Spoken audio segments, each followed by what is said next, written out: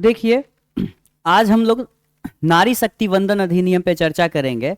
और चर्चा केवल यही नहीं करेंगे नारी शक्ति वंदन अधिनियम पे, बल्कि चर्चा ये करेंगे कि मेंस के लिए अगर इसे लिखा जाए तो कैसे लिखा जाए।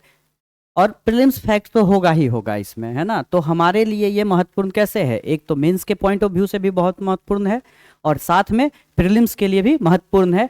जब यूपीएससी की बात करते हैं तो इस तरह का क्वेश्चन कहाँ, इंडियन पॉलिटी खंड में बनता है और साथ में करंट अफेयर्स भी है।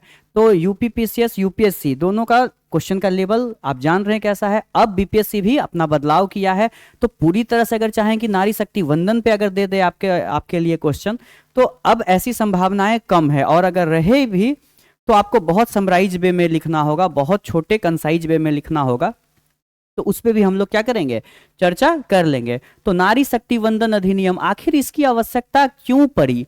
क्या ऐसी कोई अधिनियम की आवश्यकता थी जिसमें महिलाओं को भी लोकसभा और राज्य विधानसभाओं में आरक्षण दिया जाए? तो जरूरत तो थी, और मेरे ख्याल से सरकार के द्वारा यह बहुत ही सराहनीय काम किया गया है, बहुत ही सराहनीय काम किया गया है, जो महिलाओं के अधिकार को लेकर काफी काम करेगा आगे जाकर। यह आपको जैसे पता होगा कि महिलाओं को किस लेवल तक प्रताड़ित किया गया था। जब चर्चा करेंगे हम लोग पिछले काफी पुराने समय की सती प्रथा की बात करेंगे, बहुपत्नी प्रथा की बात करेंगे, तो इन चीजों से उठकर महिलाएं, उन्हें थोड़ा सा भी अगर सपोर्ट मिला है तो महिलाएं अपने आप को बहुत साबित की है, बहुत अपने आप को दिखाई है। चाहे वो चांद से लेकर यूपीएससी तक का सफर हो, हर जगह महिलाएं क्या की है, अपना छाप छोड़ी है। तो ऐसी अगर कोई ऐसी अधिनियम आती है जिससे महिलाओं के सशक्तिकरण पे प्रभाव पड़ेगा, तो बिल्कुल ही यह सराहनीय काम है। तो ये चर्चा करते हैं इसी एक सराहनीय काम जो कि सरकार के द्वारा किया गया है, वह है नारी शक्ति वंदन अधिनियम। तो देखिए, सबसे पहले बात करते हैं कि यह संशोधन विधेयक है 128वां संविधान संशोधन विधेयक है और 106वां संविधान संशोधन अधिनियम बना। अब चर्चा यही है कि संशोधन विधेयक और संशोधन अधिनियम क्या होता है। तो जब कोई भी बिल लाया जाता है, कोई भी सुधार लाया जाता है, तो उसे किसी भी सदन में जब पेश किया जाता है वो संशोधन विधेयक के रूप में पेश किया जाता है।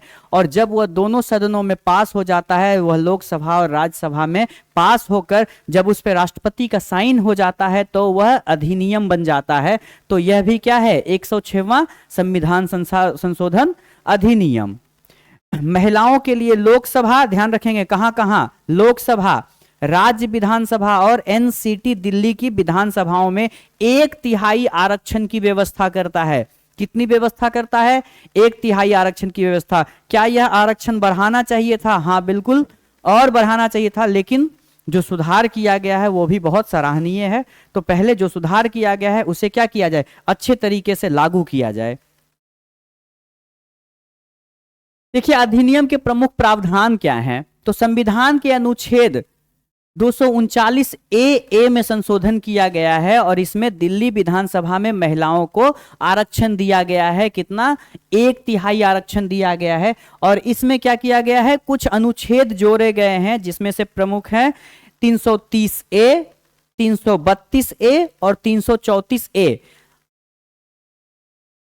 देखिए, अनुच्छेद 330 ए में क्या है, ये सब फैक्ट है, साथ में ये प्रीलिम्स के लिए भी उतना ही महत्वपूर्ण है जितना मेंस के लिए, क्योंकि ये यहां से प्रीलिम्स का क्वेश्चन बनेगा और मेंस लिखने में भी इन फैक्ट की उतनी ही आवश्यकता है जितना कि प्रीलिम्स में। तो देखिए, 330 ए में क्या कहा गया, लोकसभा में महिलाओं के लिए आरक्षण का प्रावधान हेतु इसे जोड़ा गया है 330 ए। अर्थात किसमें जोड़ा गया है, 300, किसमें जोड़ा गया है, आर्टिकल 300 में जोड़ा गया है। किसमें जोड़ा गया है, आर्टिकल 300 में जोड़ा गया है।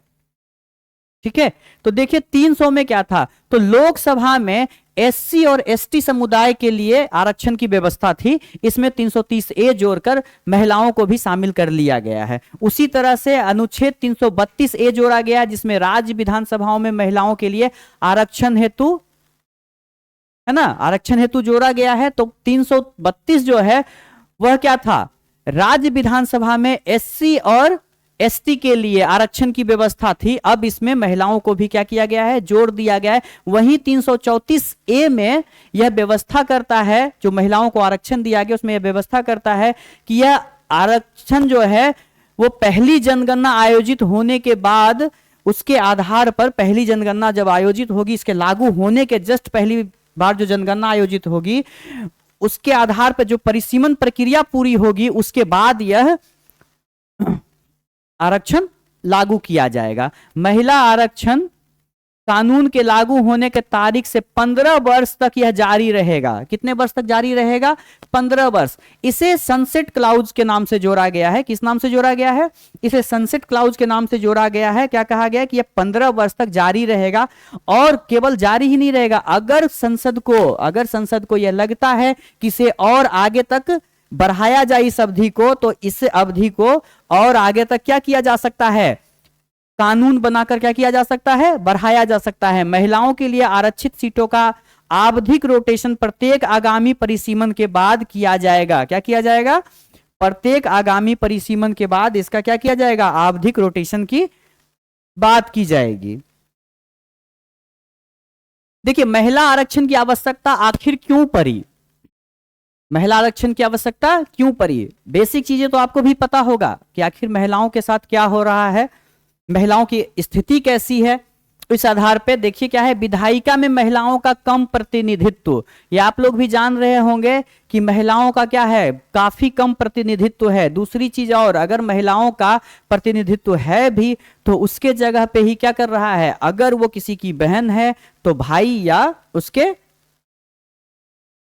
क्या, हाँ बिल्कुल, भाई या उसके पिता, और अगर किसी की पत्नी है तो उसके जगह पे उसका पति का क्या चल रहा है, उसका पति का ही अधिकार चल रहा है। अभी भी महिलाएं अपने लिए बात नहीं करती है। आप लोग पंचायत में देखे होंगे, पंचायत सीरीज आप लोग तो देखे होंगे ना, उसमें किस तरह का दिखाया गया है, प्रमुख पति प्रमुख है ना, प्रधान पति, जबकि प्रधान कौन रहती है, उनकी वाइफ रहती है, लेकिन प्रधानी कौन करता है, पति करता है। तो यह भी एक समस्या है, और इसके लिए कहीं ना कहीं अब महिलाओं को भी क्या होना पड़ेगा, जागरूक होना पड़ेगा कि नहीं, आप भाई होंगे, आप पति होंगे, आप पिता होंगे, पर यह अधिकार मेरा है कि हम अपना डिसीजन क्या कर सकें, खुद से ले सकें, अगर जनता हमें चुनी है तो। राजनीतिक दलों में की पुरुष सत्तात्मक प्रकृति, इसी की चर्चा कर रहे थे कि राजनीतिक दलों में क्या है, पुरुष सत्तात्मक प्रकृति है। और केवल ये राजनीतिक दलों में नहीं है, आप अपने घर में देखें, समाज में देखें, देश में देखें, हर जगह यही चल रहा है, क्या, पुरुष सत्तात्मक प्रकृति। तो ये भी एक वजह है। महिलाओं से संबंधित मुद्दों का समावेशन, अगर सोच के देखिए कि महिलाओं का अगर जन भागीदारी कहीं बढ़ी तो महिला से संबंधित जो भी मुद्दे होंगे उसका समावेश होगा, क्योंकि महिलाएं खुद उस जगह पे बैठी होगी, वो अपना भला अपना बुरा समझ सकती है, और इस आधार पे वह अपने लिए, अपने महिला साथियों के लिए डिमांड कर सकती है कि हमें क्या चाहिए, हमें किस चीज की आवश्यकता है। तो इस वजह से भी इस अधिनियम की आवश्यकता थी। स्थानीय स्तर पर आरक्षण से भी लाभ मिलेगा। क्या मिलेगा, स्थानीय लोगों को भी अपनी अपनी डिमांड होती है। अगर ग्रामीण क्षेत्र में पंचायत राज व्यवस्था की बात करें या किसी लोकल क्षेत्र की बात करें तो वहां के भी जो विधायक और सांसद होंगे, अगर उनको उनमें महिलाओं की भागीदारी रही तो वहां के लड़कियों के लिए जो भी योजनाएं होंगी उस पर विशेष रूप से काम किया जाएगा। और अगर कुछ ऐसी योजनाएं जो नहीं आई है, जो कि महिलाओं के लिए आनी चाहिए थी, उस पर भी चर्चा किया जा सकता है अगर वहां पे महिला की भागीदारी रही तो। महिलाओं के नेतृत्व वाले विकासात्मक कार्यों को बढ़ावा मिलेगा। अब देखिए, ऐसे विकासात्मक कार्य जहां क्या है, महिलाओं का नेतृत्व हो, जहां क्या हो, महिलाओं का नेतृत्व हो। अगर कोई ऐसा विकासात्मक कार्य किया जा रहा है जहां महिलाओं की भागीदारी अधिक रहेगी, तो आप समझ सकते हैं कि वहां पे क्या किया जाएगा, महिलाएं की भागीदारी अगर अधिक है तो ऐसे विकासात्मक कार्य पे अधिक जोर दिया जाएगा। आगे देखते हैं, अधिनियम को लेकर प्रकट की गई कुछ चिंताएं भी है। क्या है, अधिनियम को लेकर कुछ चिंताएं प्रकट की गई है, तो इस पे भी हम लोग चर्चा करते हैं। यह समानता के खिलाफ होगा। देखिए, ये चर्चा करना मेरे ख्याल से मुनासिब नहीं होगा, लेकिन आपको क्या करना है, मेंस में लिखना है, आपके पास पॉइंट होना चाहिए। तो यह भी एक पॉइंट है क्या, कि समानता के खिलाफ होगा। आप देख रहे होंगे कि जब SC ST रिजर्वेशन की भी बात हुई है तो वहां भी ये मुद्दा उठकर आया है कि समानता के क्या है, खिलाफ है। लेकिन समानता तब होती है जब समानता हो, यहां समानता नहीं है, असमानता है, और उस असमानता को भरने के लिए पहले उसे समानता में बदलना पड़ेगा, उसे एक जगह लाना पड़ेगा, और इसी के लिए कहा जा रहा है कि असमानता के खिलाफ होगा। ये पॉइंट है, लेकिन क्या है, वह असमानता तब होगी जब दोनों तबके समान हो, लेकिन दोनों तबके अभी महिला और पुरुष समान है ही नहीं, तो यहां असमानता की बात नहीं होगी। मतदाता के चयन करने के अधिकार पर प्रभाव पड़ेगा। हाँ, ये बिल्कुल एक वैलिड पॉइंट है कि मान के चलिए कि कोई ऐसा जगह है जहां से महिलाओं के लिए सीटों का रिजर्वेशन कर दिया गया है, और वहां के लोग जो है महिलाओं को पसंद नहीं कर रहे हैं कि नहीं, हमें यहाँ पे इस सीट पर महिलाओं को नहीं जिताना है, पर उनके पास क्या है, चयन का क्या है, अधिकार नहीं है, चयन का अधिकार नहीं, क्योंकि वहां से महिलाएं ही होगी। तो ये मतदाता के चयन के अधिकार पर एक प्रभाव पड़ेगा। गैर सजातीय समूह है, देखिए कहा जाता है कि महिला कोई जाति नहीं है, तो जो रिजर्वेशन दिया गया था संविधान में, संविधान के मौलिक में, मूल में, जो संविधान के मूल में जो रिजर्वेशन दिया गया था, वह रिजर्वेशन है जातीय आधार पर दिया गया था, और महिला किसी खास जाति से बिलोंग नहीं करती है, किसी खास जाति से नहीं है, तो जातीय आधार पर रिजर्वेशन कैसे दिया जा सकता है, तो यह भी एक मुद्दा है। महिलाओं के राजनीतिक सशक्तिकरण पर कम प्रभाव पड़ेगा, है ना। ऐसा कहा जा रहा है कि अगर कई जगह पे लोकल लेवल पे अगर कहा जाए कि महिलाओं की भागीदारी बढ़ी, तो वहां पे महिलाओं का सशक्तिकरण नहीं हो पाएगा, इस आधार पे कि वहां पे क्या है, रिजर्व कर दिया गया है, वहां से महिलाएं खड़ी होगी। तो जितनी सीटें महिलाओं के लिए रिजर्व की गई है, उससे ज्यादा या उससे अधिक क्या महिलाएं आ पाएगी। तो पहले इसकी चर्चा हम लोग क्यों करें कि महिलाएं उससे ज्यादा आ पाएगी या नहीं, पहले तो इस मिनिमम लेवल को ही या इस मिनिमम क्राइटेरिया को ही क्या किया जाए, फुलफिल किया जाए। दूसरा है राज्यों में असमानता।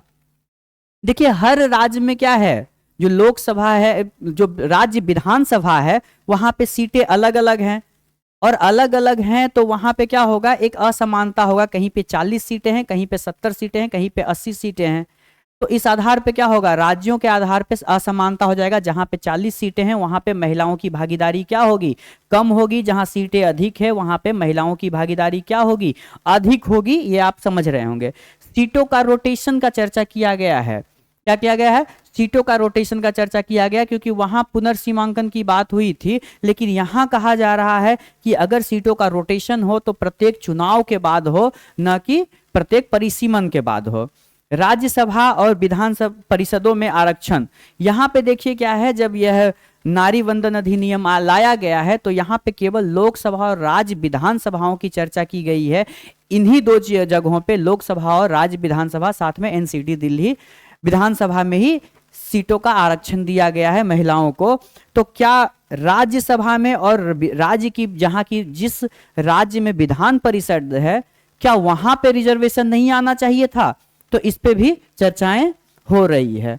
अब देखिए, मान लीजिए कि अगर मेंस में आपका आता है कि नारी शक्ति वंदन अधिनियम को लेकर प्रकट की गई चिंता या इनके दोष की चर्चा करें, है ना, क्या किया जाए, इसकी दोष की चर्चा की जाए या इनकी चिंताओं पे विवेचना करें, तो आप डायरेक्ट परिचय लिखेंगे। परिचय लिखने के बाद केवल ये बताएंगे किन किन अनुच्छेदों में बदलाव हुआ है, थोड़ा सा क्या क्या प्रावधान है, और उसके बाद आप इन पॉइंटों को क्या करेंगे, एलैबोरेट करेंगे, इन पॉइंटों को डिस्क्राइब करेंगे।